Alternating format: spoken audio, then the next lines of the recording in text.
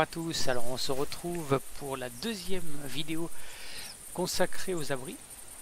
Cette fois on va regarder d'un peu plus près le tree stand.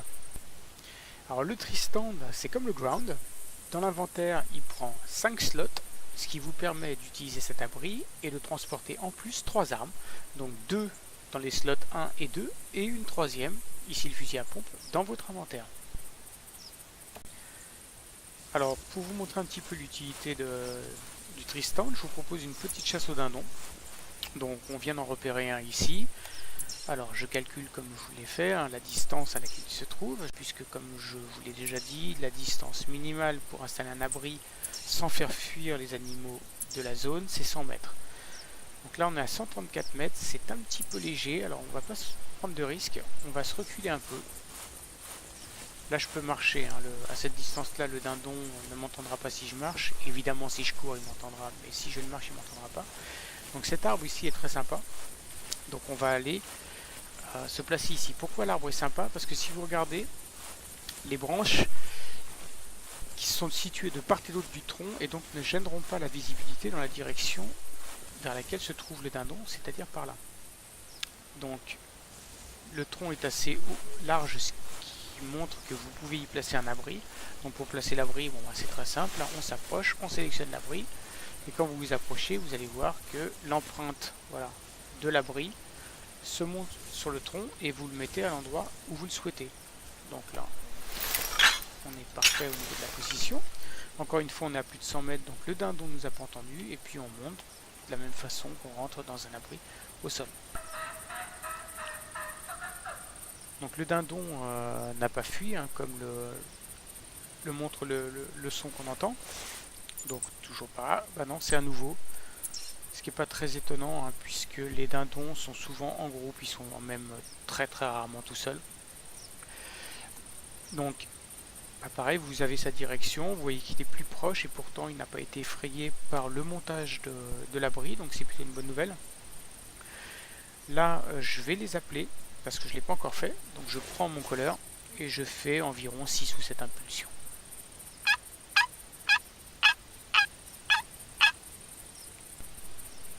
Alors je peux aussi utiliser le locator pour voir si il y a plus, si d'autres dindons répondent. Alors il est bien plus proche que je ne le pensais, puisque vous voyez il est juste là, en face de nous.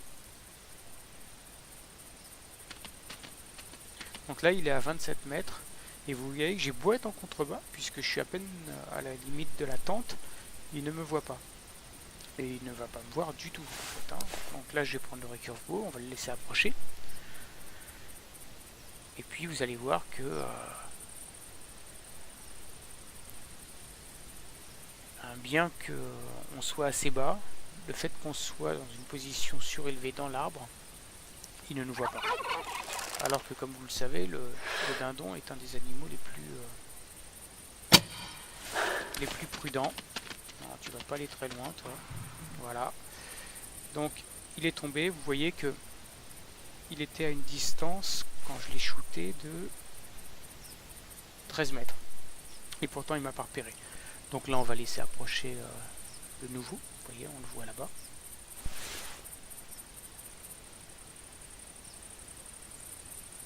Et on va tâcher de l'abattre comme on a fait avec le premier. Donc on le laisse approcher tranquillement, c'est pas la peine de le tirer de très loin, puisque comme vous l'avez vu, il ne nous voit pas sur le tree stand.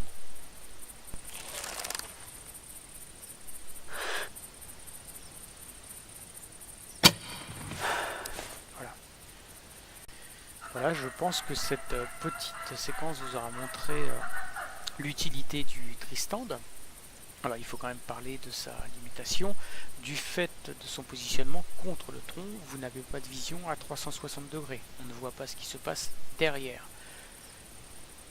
Pour le reste, c'est un abri qui est vraiment très agréable à l'utiliser. Moi je m'en sers beaucoup, parce que dans des environnements comme celui-là, ou dans des environnements dégagés, ça marche moins bien dans des forêts denses, mais dans des environnements dégagés.